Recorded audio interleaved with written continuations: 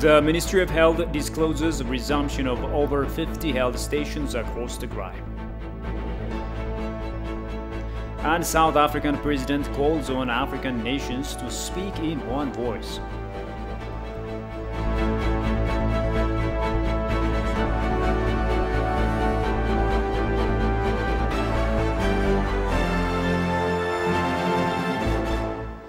Hello and welcome to this news hour. With the news, I'm Shifara Lako. Do stay with us. Prime Minister Abiy Ahmed has applauded the telecom privatization measure to help transform Ethiopian economic systems. Global Partnership for Ethiopia and Ethiopian Communication Authority have officially signed agreement in the presence of Ethiopian and Kenyan leaders for the telecom licensing agreement. Sintayo Tamrat has more.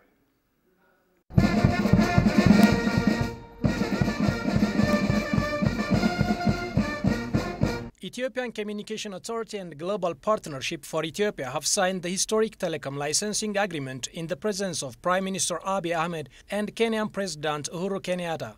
Director General of Ethiopian Communication Authority and representatives of the Global Partnership for Ethiopia have signed the agreement. The signing ceremony marks the unlocking of Ethiopian digital economy. Addressing the occasion, Prime Minister Abiy said privatizing telecom helps Ethiopia modernize its economic development.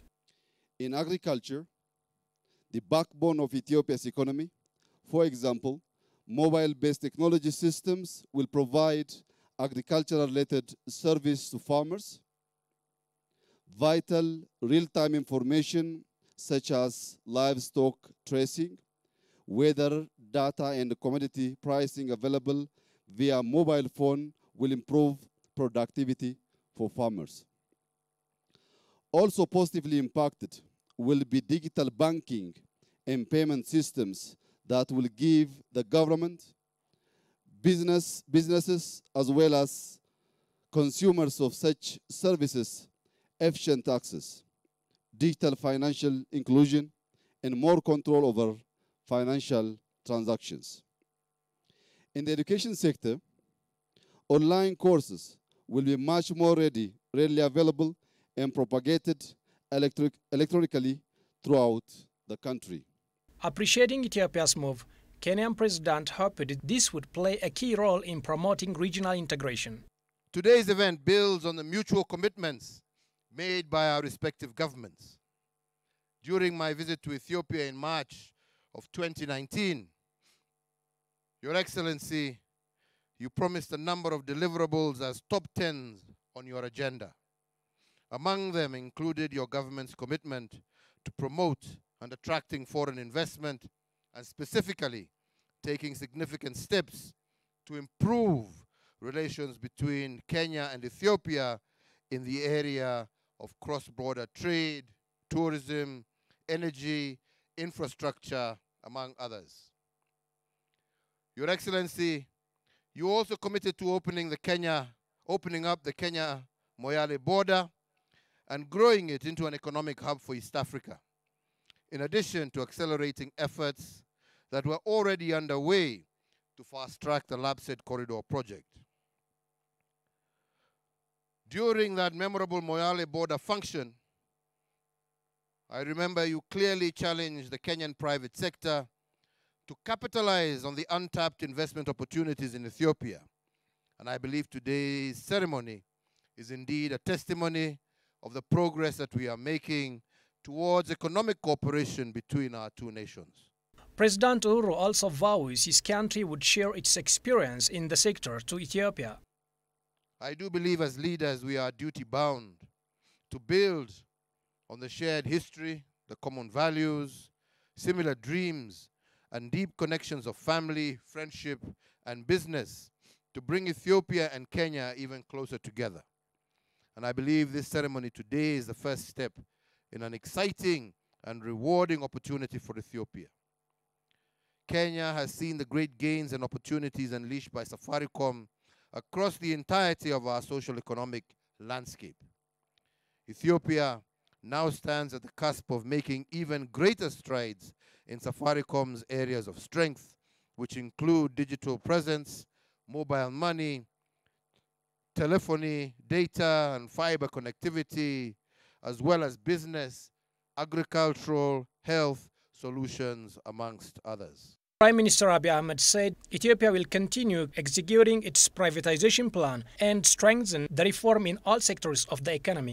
A more vibrant telecommunications sector will contribute billions to Ethiopia's economy through SME productivity gains, job creations, and private sector participation, which taken together can have an exponential impact on economic growth. From the government side, we will continue with the reform process in all sectors of the economy. We are at the final stage of starting the tendering process to partially privatize Ethio Telecom with a size of 14% of the company's share to international investors and 5% to Ethiopians. We will also complete the award of the second new nationwide telecom license with the necessary policy adjustment following the same transparent and inclusive tendering process. I call all players in the sector to coordinate and redouble our efforts to connect everyone to the global digital economy. In 2018, Ethiopia announced a commitment to liberalize the telecommunications sector and opened it up to both domestic and foreign investment. Prime Minister Abiy Ahmed called the decision to liberalize the telecommunications sector a major policy shift in Ethiopia. Now, the Ministry of Health discloses that over 50% of hospitals and health stations are now made fully operational in the state of Tigray.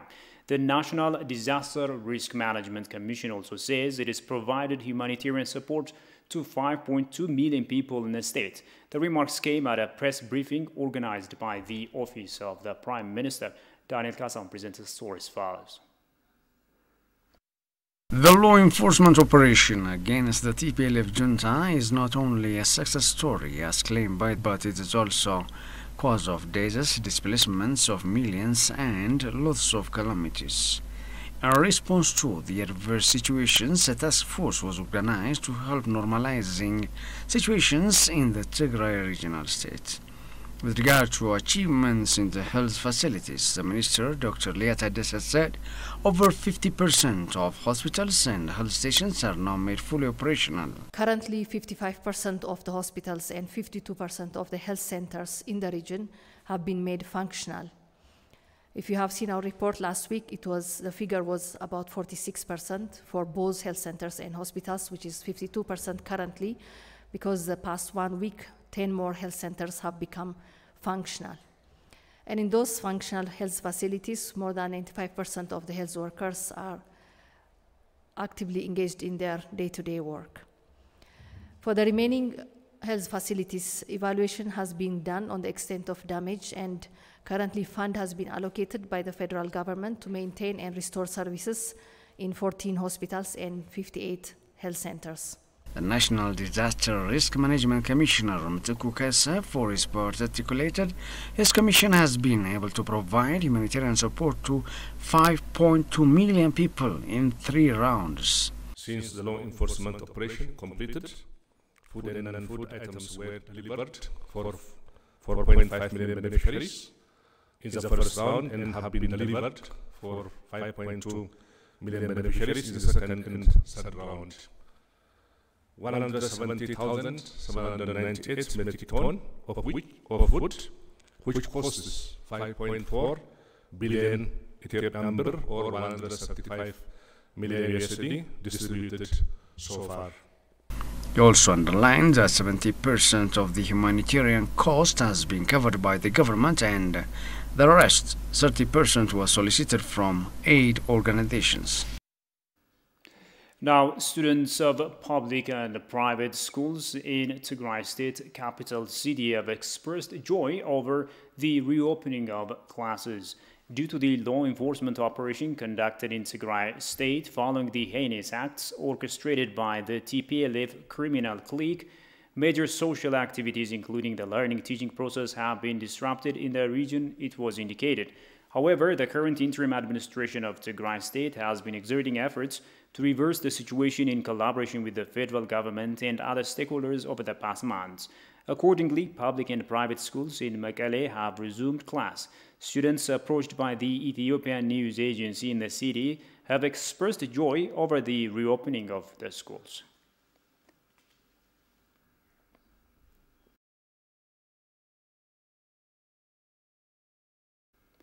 Ethiopian ambassador to Cuba, Shibru Mamo, says Ethiopia is interested in enhancing its ties with the Caribbean countries. He said this in an interview with Prensa Latina. Ethiopia is very interested in cooperating with the Caribbean countries, which is vital to their overall development and essential in their active participation in regional and international platforms, the ambassador said. The ambassador further stressed Ethiopia's commitment to expanding and deepening collaboration with the Caribbean nations. Ethiopia is highly dedicated to unraveling the differences with the downstream countries regarding the trilateral negotiations on the GERD, he added.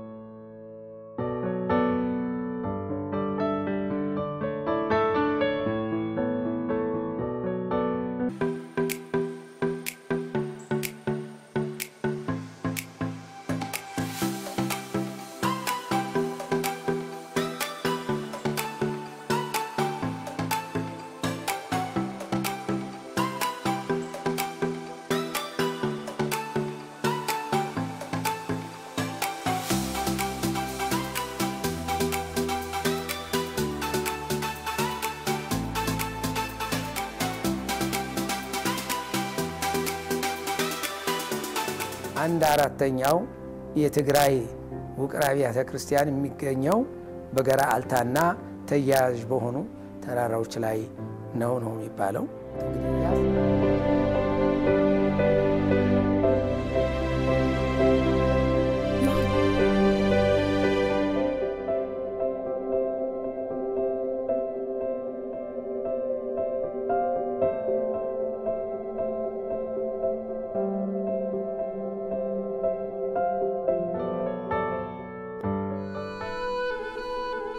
Sculpted out of sandstone, the most wondrous of these is Abuna Yamataga.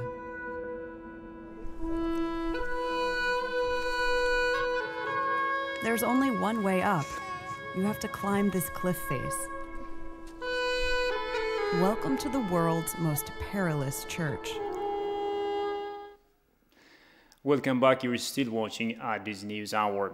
Prime Minister Abiy Ahmed has presided over the annual conference of Gurage Development and Cultural Center. President of the Southern State and Deputy Mayor of Addis Ababa, among other officials, have also attended the annual conference.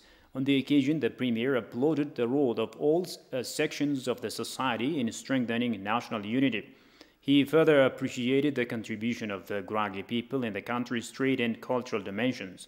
The Premier further called upon citizens to play a share in preserving cultural and historical heritage of the country and maintaining the ongoing development achievements.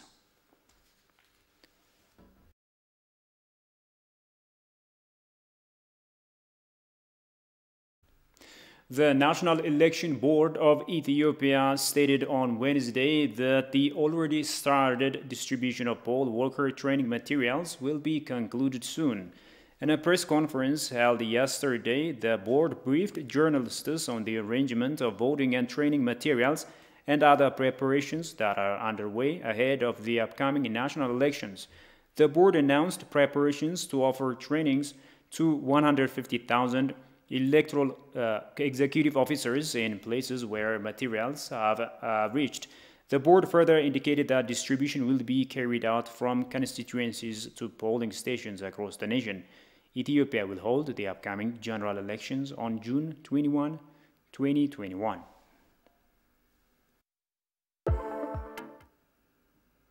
Now, moving on, Ethiopian Embassy to the UK announces that the second phase of the Grand Ethiopian Renaissance Dam Awareness and Fundraising Campaign commenced in London.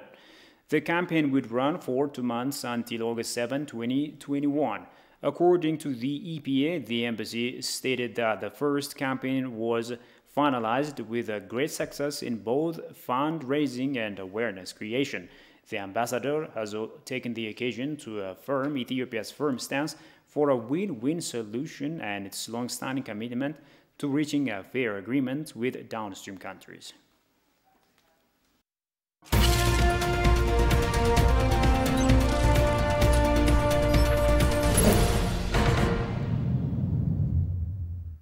Now, in business, foreign investors applaud Ethiopia's measure to privatize its telecom sector. The investors say they have conducted need analysis on Ethiopian customers, and they also express commitment to realizing socio-economic progress in Ethiopia. Kazam Chane reports. Representatives from the firms in the winning consortium, the Global Partnership for Ethiopia, Safaricom and Vodacom said they conducted need analysis on Ethiopian customers. The investors said they will continue to work collaboratively with partners and investors to build a modern and open telecommunications sector to improve connectivity, productivity and economic growth in Ethiopia. So Safaricom, we are very excited to be joining a consortium called the Global Partnership of Ethiopia to bid and be successful in Ethiopia as the Ethiopian government liberalizes the communication industry in Ethiopia. We have been interested in coming into Ethiopia for a while. Ethiopia is the second largest country in Africa. So clearly it is a very attractive market from an investment perspective.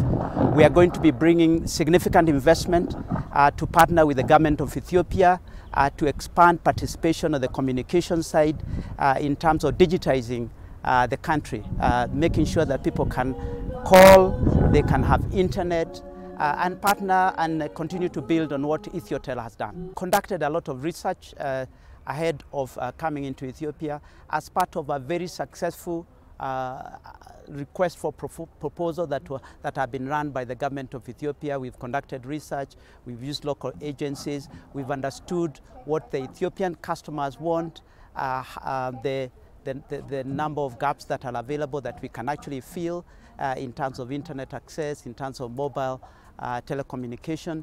A representative from Vodacom, to his part, congratulated the government of Ethiopia for the rigorous and competitive prices, noting its opportunity to invest in Ethiopia.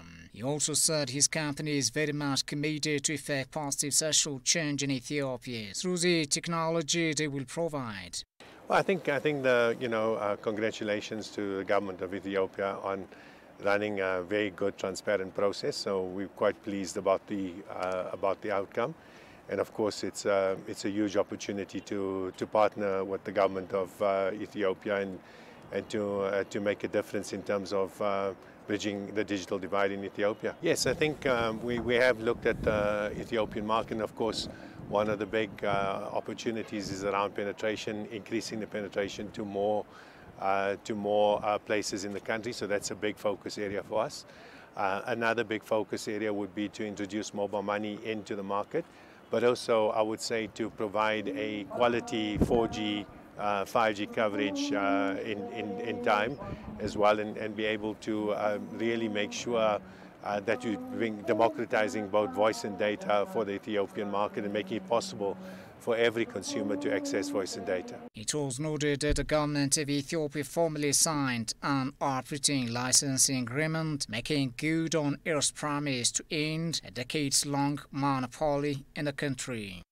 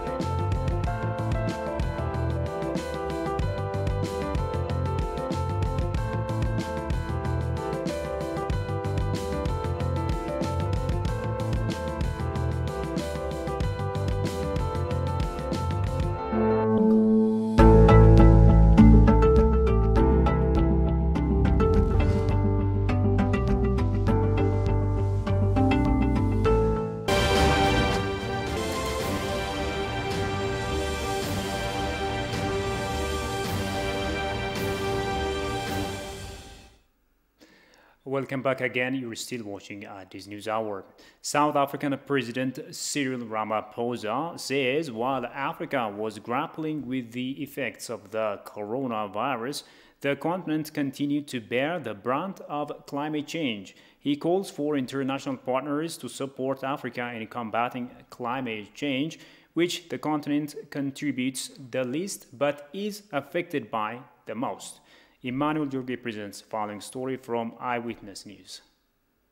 Human activities, from pollution to overpopulation, are driving... Addressing a virtual meeting at the Committee of African Heads of State and Government on Climate Change, President Cyril Ramaphosa said the global crisis brought about by the COVID-19 pandemic affected all countries. Co-coordinator of the committee said, while the COVID-19 pandemic had a profound effect on the sustainable development, Africa continues to be one of the most affected regions and frequently experiences phenomena associated with climate change.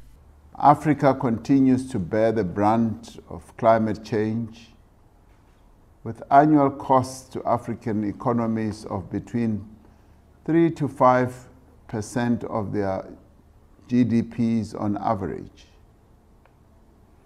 Africa continues to be one of the most affected regions in the world and frequently experiences phenomena associated with global warming. These include droughts, floods, extreme heat, cyclones, which have caused enormous damage to infrastructure and displaced thousands of people. He added that Africans need to adopt key messages that encapsulate Africa's aspirations and work together in solidarity as a continent. We need to send a clear message that all African countries require support from international partners and that our development space should be respected to achieve our climate goals and ambitions while contributing our fair share to the global effort. Given the high unemployment rate and inequity faced by underdeveloped countries, Ramaphosa states it is not correct to expect Africans to meet the same timelines as developed countries to transition their economies and disinvest from fossil fuels. We also need recognition of our different national circumstances, as well as our capacities, as it is not realistic to expect us to meet the same timelines as developed countries to transition our economies and to disinvest from fossil fuels. Ramaphosa said African Green Stimulus Program adopted by the African Ministerial Conference seeks to harness the opportunities of a green recovery through scaling up of resource mobilization, capacity building and technology development.